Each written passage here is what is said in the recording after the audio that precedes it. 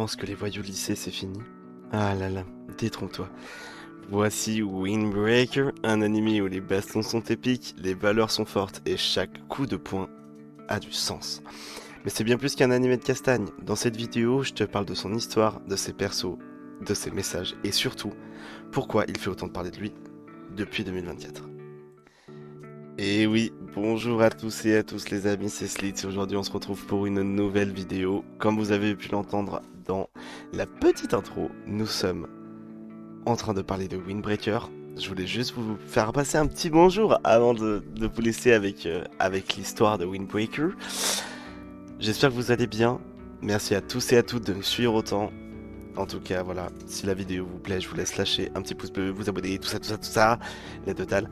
Bref, n'oubliez pas, en live sur Twitch, et je vous fais des bisous et bonne vidéo à tous. L'histoire commence avec Haruka Sakura, un lycéen solitaire, froid, un peu sauvage, obsédé par une seule chose, devenir le plus fort. Il débarque au lycée Fuerin, un établissement réputé pour ses élèves bagarreurs, mais grosse surprise, à Fuerin, les Kai ne sont pas que des racailles sans but. En effet, ils forment un sorte de milice étudiant qui protège la ville contre les vrais racailles, des délinquants au cœur de héros. On suit donc Haruka dans sa découverte de cette école, pas comme les autres, de ses alliances, de ses combats et surtout de son évolution personnelle. Tu crois que c'est juste un animé de baston? Ah, c'est pas tout à fait ça. Windbreaker, c'est un shonen qui joue avec les codes du genre, ça c'est sûr. Le héros solitaire qui évolue, le rival badass, mais sans cliché. On a des combats violents, mais avec une vraie symbolique. Chaque affrontement n'est pas juste un clash de muscles, c'est un affrontement de valeurs, de respect, de fraternité, de fierté et de justice personnelle. Ce qui frappe, c'est que chaque personnage, même secondaire, a une vraie histoire. Ils sont là pour une raison, ils ont leurs blessures, leurs codes, leurs convictions. Parlons un peu des personnages marquants. Haruka Sakura, le héros, froid, brutal, mais pas méchant, il se découvre peu à peu à une place dans ce groupe de voyous bienveillants. Un personnage qui change. Kyotaru Sugishita, celui qui observe tout, intelligent, calme, mais un putain de mec redoutable au combat. Umemiya Hajime, le leader du groupe de Buffurin, charismatique, classe, respecté de tous. Il a une vraie philosophie par contre, protéger les faibles, même avec ses points. Toma Igaraki, un rival tout aussi fort que Sakura, avec une autre vision de la force. Chaque personnage a un style, une ambiance, une présence. Et visuellement, ils ont tous un look iconique. Coupe de cheveux, cicatrices, uniforme modifié. On sent la vibe Tokyo Revenger, mais avec une identité bien plus propre.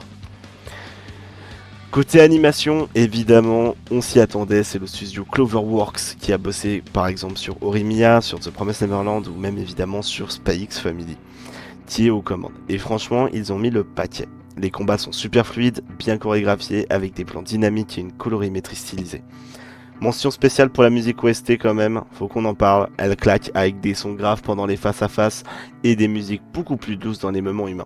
Et le caractère design, il est propre, détaillé et hyper expressif. On ressent la rage, la fatigue, l'intensité dans chaque scène, tout est quali. Merci encore à vous.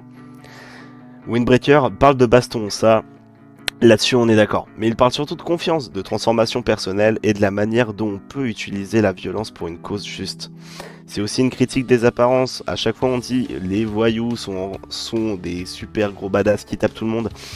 Mais non, ici les voyous sont en réalité des protecteurs, des piliers d'une société marginalisée. C'est ce contraste-là qui rend cet animé aussi beau. Le manga est encore en cours, toujours, et il n'est pas prêt de finir. Une saison 2 qui est d'actualité, bientôt finie. La saison 3 arrivera certainement en 2026.